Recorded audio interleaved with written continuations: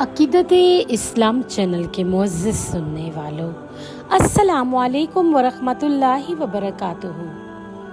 आप सल्लल्लाहु अलैहि वआलिहि वसल्लम की ज़ात पर और आपकी आल औलाद पर लाखों करोड़ों अरबों खरबों दुरूदो सलाम।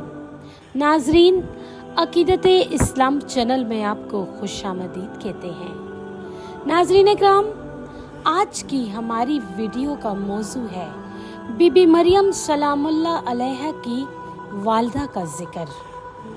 तो चलिए अपना कीमती वक्त ज़ाया किए बगैर अपने असल टॉपिक की तरफ बढ़ते हैं। इन बीबी का नाम हन्ना है। इमरान इनके मियाँ का नाम है, जो वालिद हैं बीबी मरियम सलामुल्लाह अलैहा के।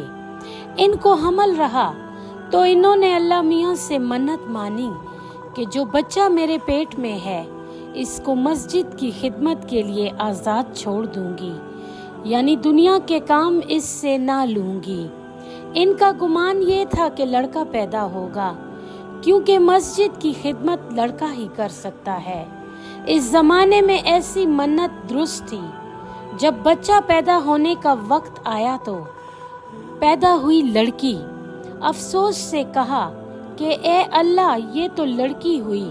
हुक्म हुआ कि ये लड़की लड़कों से भी अच्छी होगी, और खुदा ने इसको कबूल किया।